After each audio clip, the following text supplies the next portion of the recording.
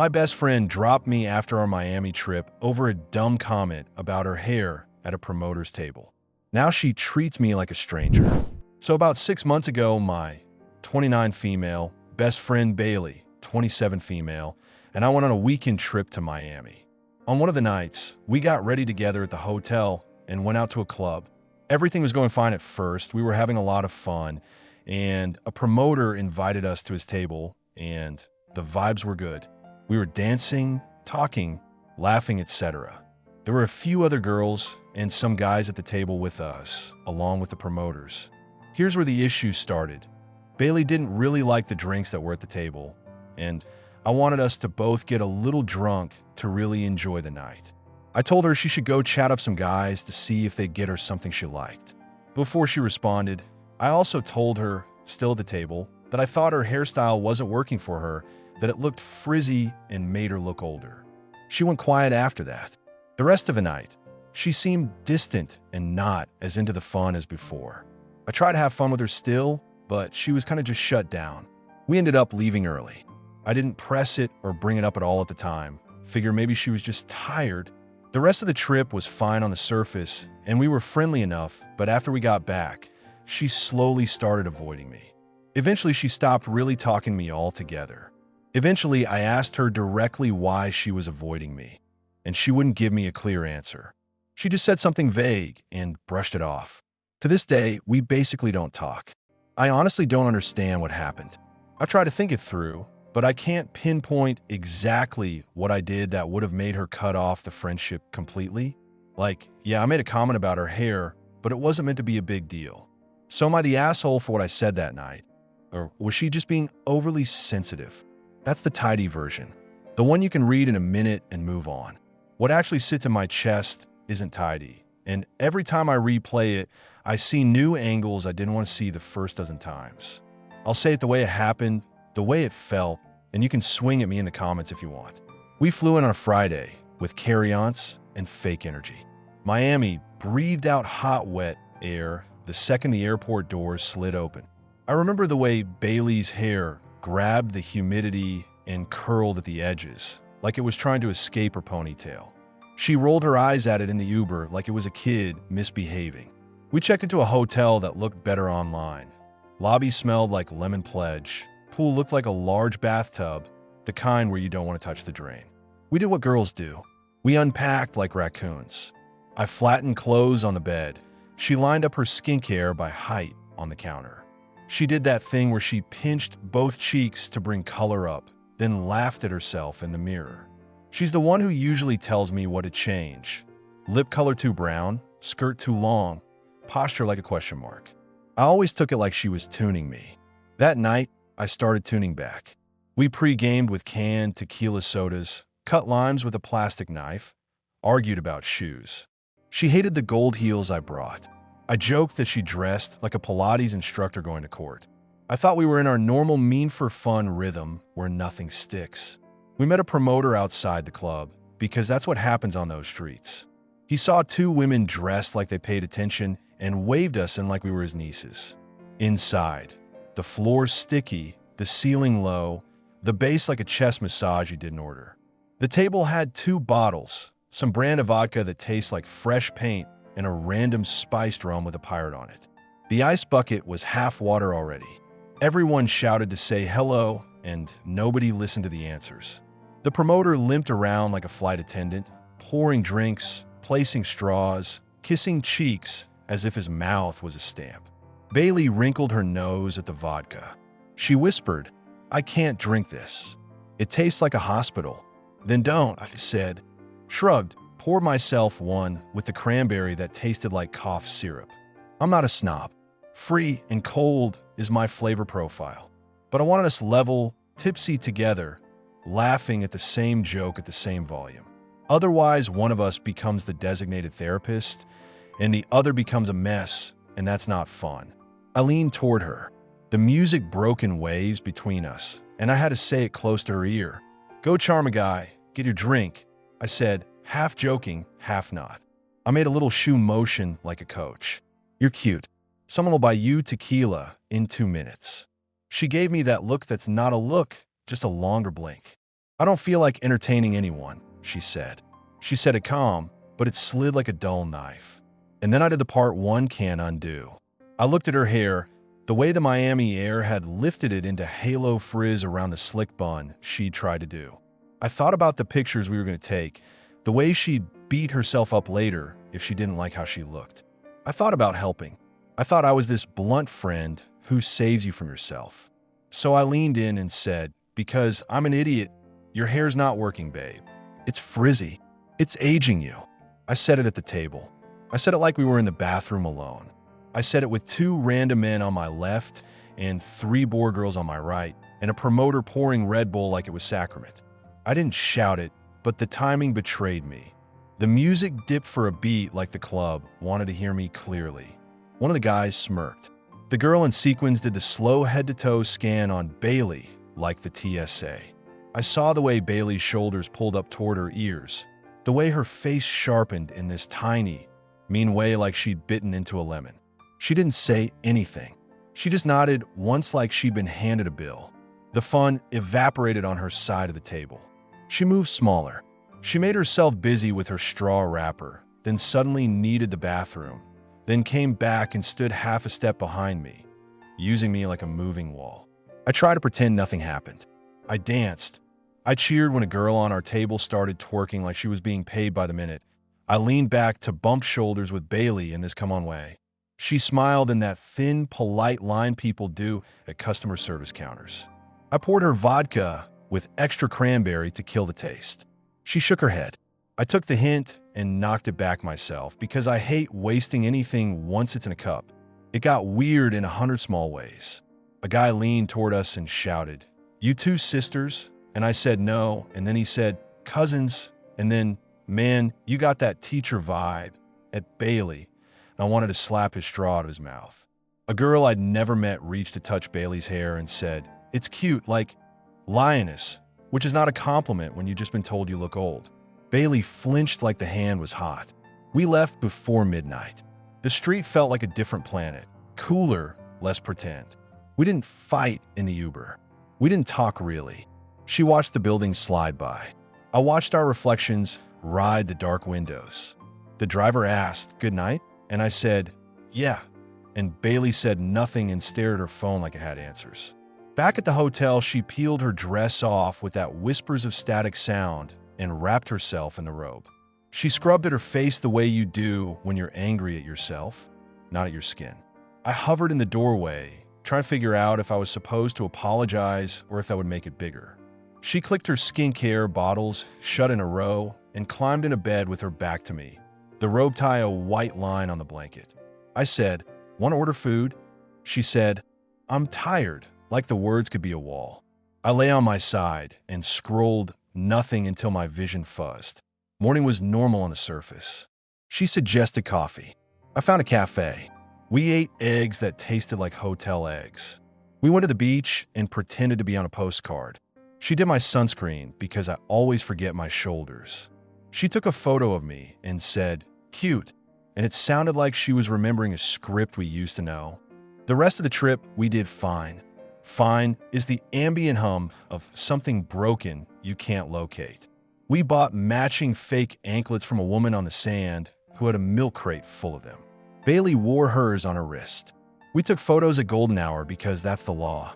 Later, I looked at them and saw it. The way her jaw clenched, the way her mouth tried to smile while her eyes bailed. But in real time, I pretended I didn't see it, the way you pretend you don't see a stain on a seat and still sit down. We flew home Sunday in silence that wasn't hostile, just tired. I texted her that night. Had fun. Love you. She heart reacted it. Monday, I sent a meme about the promoter's limp. She reacted with LOL 2 hours later. Tuesday, I sent a voice note asking if she wanted to try the new taco place. No response.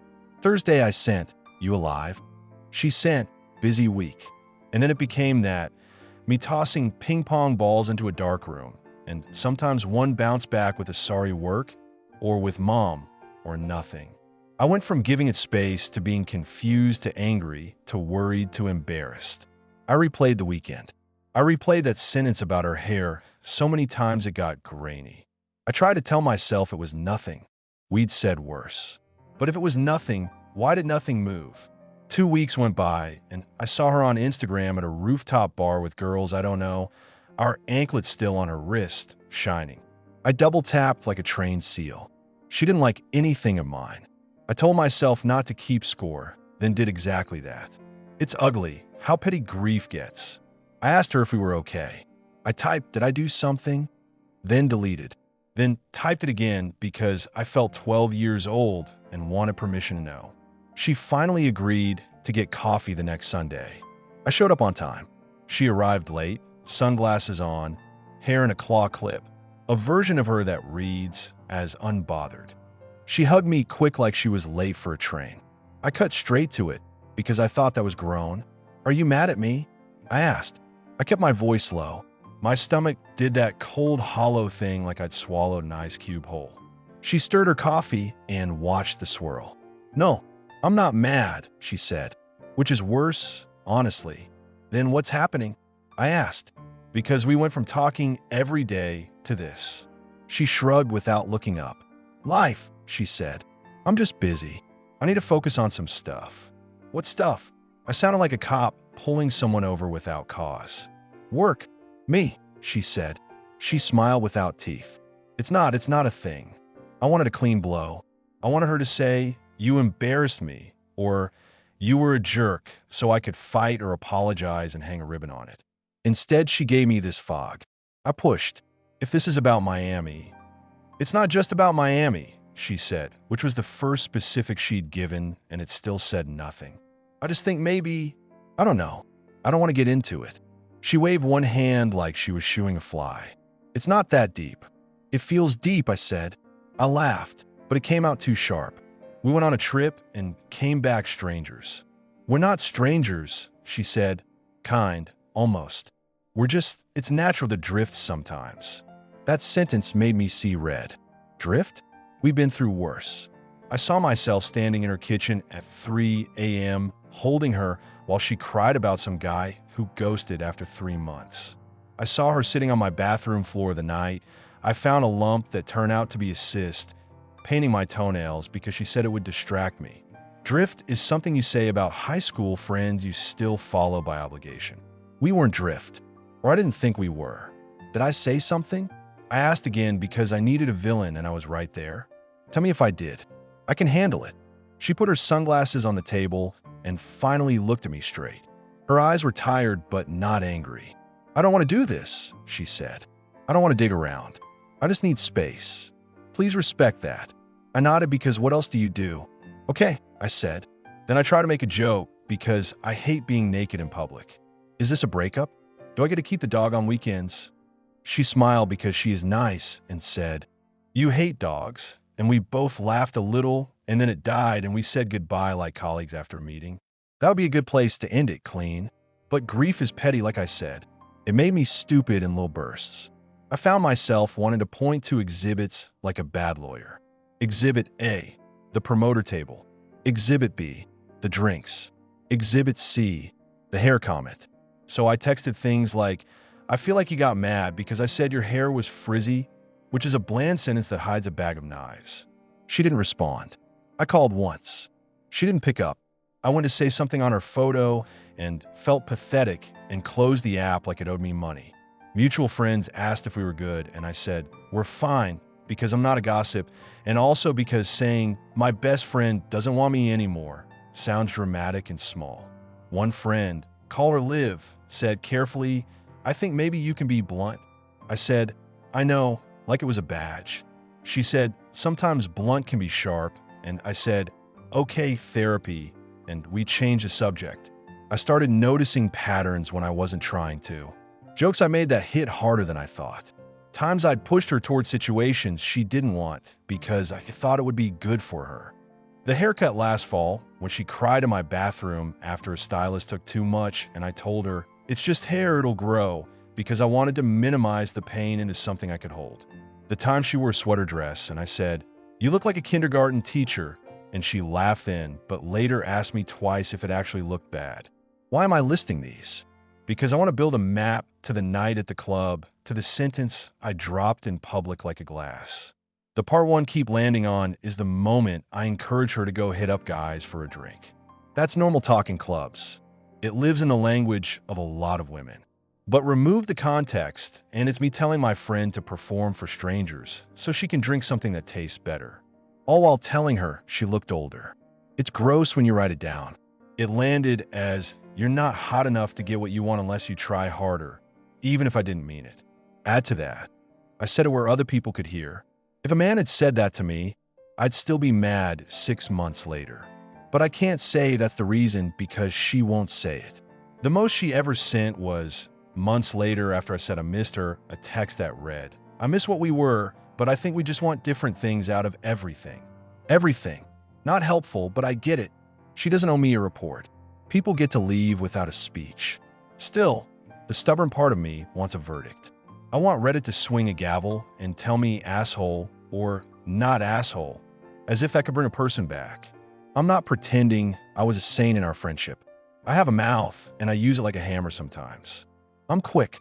I run hot. I call what I do honesty because it makes me feel noble about being careless. Bailey's always been softer, but not weak. She just measures before she cuts. If she made me soup, she'd taste it twice before giving me a spoon.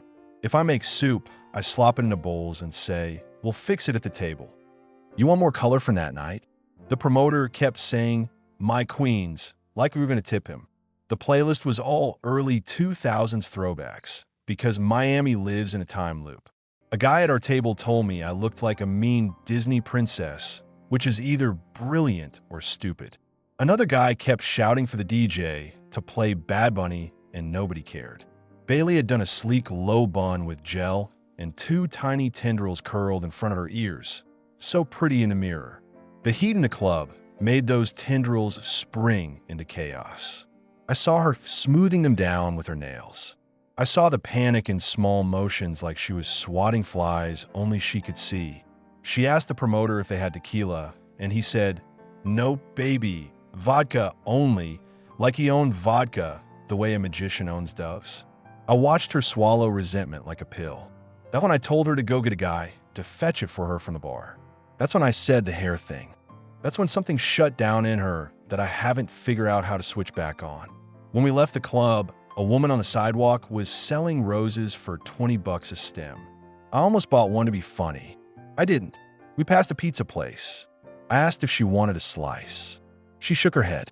I still think about that stupid slice like it's some sacred fork in the road where if we'd eaten greasy cheese and laughed at the grease, we'd be okay now. That's magical thinking, I know. I tried apologizing the normal way. If I hurt you, I'm sorry, which is the weakest form, and I'm sorry I embarrassed you, which is more direct but assumes facts not in evidence. She never said, "You embarrassed me." She said nothing. The day after coffee, I typed out a longer thing and left in my notes because sending it felt like begging. "I'm sorry for saying anything about your hair at the table. It was thoughtless and shitty. I wanted us to have fun, and I acted like a bully. I also shouldn't have encouraged you to talk to guys to get a drink if you didn't want to. I was trying to make the night go away I pictured, not the way you needed. I miss you. I'll stop asking if you need space. But if you ever want to talk, I'm here." I didn't send it. I didn't want to pin her with my need. I pictured her getting the text while eating lunch and sighing, so I saved it. I went for a run. I cried in the shower because it's the one place crying feels productive. I told my brother I was fine. I told myself this is a boring, common story. People grow apart. Then I scrolled our old texts and read them like a novel I already know the ending to and still hope it changes. Sometimes I get mad again and think she should have told me. Sometimes I remember that I taught her not to tell me a little bit at a time by being the kind of person who reacts fast and big. If you touch a stove and it burns, you stop touching it. I want to be a sink. I ran into her once, months after a mutual friend's birthday. My stomach hit my shoes. She hugged me, airlight, and said, "You look good." And I said, "You too." And we stood in the kitchen pretending to be two people who don't know every stupid story of each other's lives. She laughed at something someone else said, and the laugh sounded like home, and then it sounded like nothing to do with me. I wanted to pull her aside to say, "Look, I was a jerk. I'm changing, as if change is instant. Instead, I complimented her shoes like a stranger, and she said thanks and walked away, and that's probably the real end. So here I am, writing this like a confessional under a fake name, because I can't shake the feeling that I did something worse than I let myself believe. Maybe that's the truth. Maybe I wasn't honest. I was just careless in a pretty outfit. Maybe she needed a friend who would hand her a water bottle and a hair tie and say, "Screw the promoter," and I handed her a mirror and a script. You want to know the pettiest part? I cut my hair last month. The stylist took more than I wanted. I came home and looked older to myself in the bathroom light and heard my own voice say, "It's aging you," and it made me want to climb out of my skin. I cried over a haircut like an idiot because grief piles up in weird corners, and I thought, oh, this is what it feels like when someone points at a thing you already hate. That's it. That's the whole mess. No fight, no betrayal, no crash and burn. Just a slow fade because of one sentence said at the wrong volume in the wrong place with the wrong kind of love behind it. If you asked me 6 months ago if a friendship can die like that, I would have laughed. Now I'm not laughing. So am I the asshole for what I said that night? Or was she just being overly sensitive? I know what I want the answer to be because that would make me the victim here. But the older I get, the more I think there's no court for this. There's just how you make people feel and whether they want to feel like that again and whether you can live with the version of yourself that made them feel it. If you have a verdict, I'll take it. If you have a time machine, I'll take that more. If you have a friend you love, maybe don't try to fix her on a dance floor while a promoter waves a bottle and strangers listen. It turns out that a stupid hill to bury something on.